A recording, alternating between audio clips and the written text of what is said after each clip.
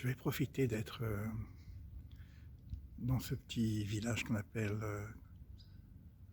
Kfar Adumim, qui est en plein désert de Judée, pour profiter également de la suite de cette fête, parce qu'on peut aussi parler d'une fête, même si c'est un jour de deuil et de jeûne, qu'on appelle Tu Bishvat, qui correspond à la commémoration, si on peut parler comme ça, de la destruction du temple, des temples et de beaucoup d'autres pogroms qu'il y a eu dans le peuple d'Israël.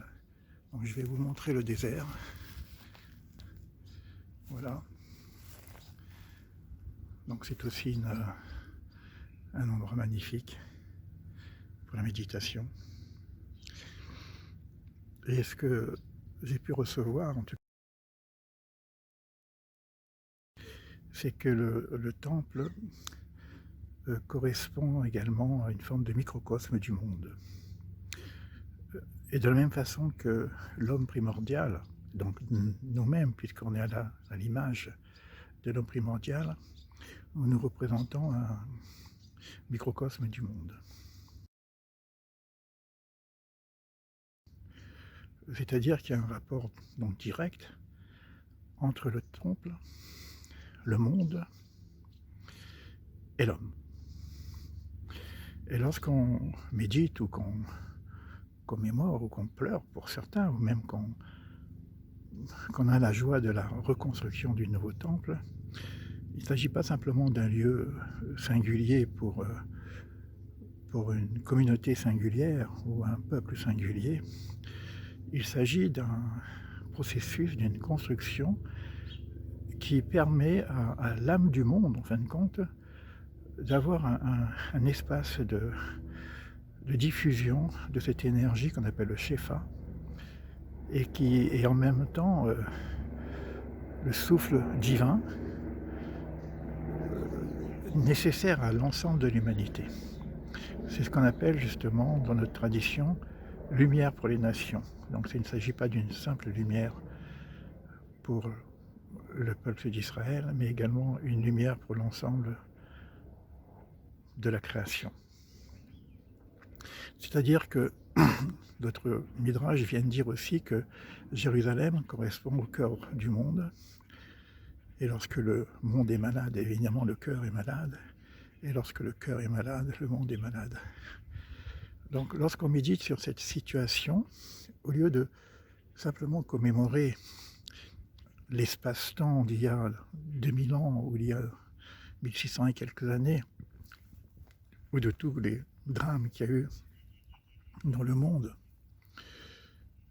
on peut commémorer aussi l'état du monde et espérer, par la reconstruction de ce temple extérieur, une amélioration de l'état du monde.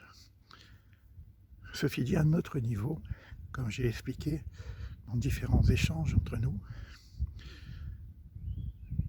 le travail que moi je peux faire, au-delà de ceux qui font le rituel des lamentations, puisque c'est le texte des lamentations que nous lisons principalement, il y a un travail à faire à l'intérieur de nous-mêmes. C'est-à-dire de prendre d'abord conscience de l'état dans lequel nous sommes, un état d'exil par rapport à l'âme, dans la mesure où, depuis la création, on peut dire, en tout cas depuis ce qu'on appelle la faute d'Adam Arishon, le premier homme, il y a une chute. Et notre corps aujourd'hui est un corps de chair, mais qui reste toutefois un instrument, une nécessité en même temps pour l'expression de notre âme. Et c'est-à-dire, je peux réfléchir à comment reconstruire mon corps.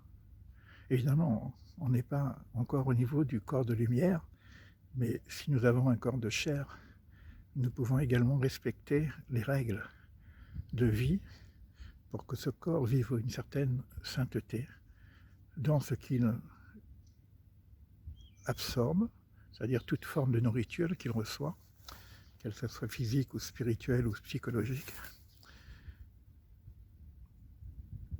et qui va être l'instrument de notre âme.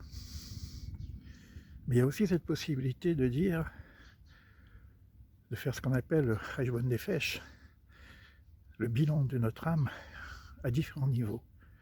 De la même façon que le temple a plusieurs niveaux, on va retrouver les 4 qui sont 5 niveaux de la structure de l'homme primordial et de l'arbre de vie.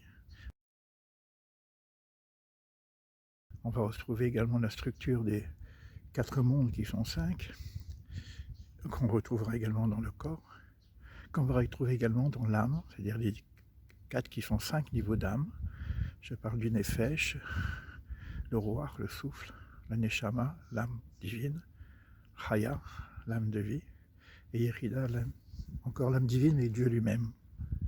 C'est-à-dire que nous pourrons essayer de réfléchir et de travailler sur là où nous en sommes dans la relation entre mon âme et mon corps, c'est-à-dire mon Nefesh, mon âme psychique, psychologique, mon âme vitale, et comment je gère ma vie extérieure, ma vie vitale, voir mes erreurs de parcours, ce qu'on appelle le Cheshbon Nefesh. Mais je peux aller aussi regarder ce qui se passe au niveau de mon roi, de mon souffle, ma partie psychologique et spirituelle, ce que je reçois au niveau des enseignements, où je peux aussi avoir des erreurs de forme de croyances limitantes. Donc il y a aussi un travail à faire sur ce Cheshbon, c'est ce qu'on appelle le bilan, mais le bilan à un niveau d'âme supérieur qu'on appelle le souffle. Plus encore, je peux essayer de voir où j'en suis dans ma relation avec la Neshama, qui est la particule divine qui est à l'intérieur de nous-mêmes. Plus encore, je peux aussi voir où j'en suis avec la vie, tout simplement, Raya, le monde, mais cette vitalité qui existe dans le monde, mais qui a besoin d'une structure. Et nous sommes l'instrument de cette structure. Plus encore, nous pouvons parler de Yerida, Yerida qui veut dire l'unité, mais qui veut dire aussi le Dieu un. Et ce temple, justement, est extérieur. C'est une expression, un instrument, un keli, on appelle ça, pour qu'il y ait une forme de manifestation concrète de l'invisible. De la même façon qu'il y avait cette manifestation concrète de l'invisible du temps, de ce temps, regardez l'histoire de Salomon, le monde entier venait à ce temple, il y avait une profusion de sagesse, lisez les proverbes de Salomon. Mais lui-même, à un moment donné, il prend conscience que tout le reste est éphémère. C'est là où il écrit l'Ecclésiaste, pour nous amener à cet essentiel, qui est cette relation avec l'invisible, qui à son époque c'était avec le temple. Aujourd'hui, nous n'avons pas le temple, mais nous avons encore notre corps, notre âme, et peut-être que, en attendant, si cela doit se faire, je ne suis pas prophète pour vous dire exactement, mais il est prévu que ce 3e temple sera construit pour l'éternité. En attendant, nous avons chacun à l'intérieur de nous un temple. Comme c'était dit, construisez-moi un temple afin que je réside en vous. L'idée, c'est que la résidence divine, elle doit se faire dans la créature. Voilà tout le travail qu'on pourrait faire, un travail énorme. Donc vous avez des vidéos sur la construction de l'arbre de vie en méditation, vous avez des vidéos sur les lettres hébraïques, tout ça rentre dans le temple. Et là, je vous propose de réfléchir au niveau de ce que nous sommes, là où nous en sommes, de faire ce travail sur nous-mêmes, qui commence avant de la construction elle-même, de voir l'état des lieux de notre corps, ce que je peux faire pour améliorer ma relation au corps, au niveau de la santé, physique et psychique, au niveau du souffle divin, etc. Donc je vous souhaite un bon Cheshbon Nefesh, un bon bilan d'âme aux différents niveaux. Ce sera peut-être la structure que nous pourrons utiliser pendant ce mois qui arrive maintenant. Après le mois d'Av, nous arrivons à ce qu'on appelle le mois d'Elul, où il y a une proximité divine particulière avant la fête de Rosh Hashanah qui s'appelle le jour de l'an universel. C'est le moment propice pour commencer à faire son bilan d'âme. Voilà, je vous dis à bientôt.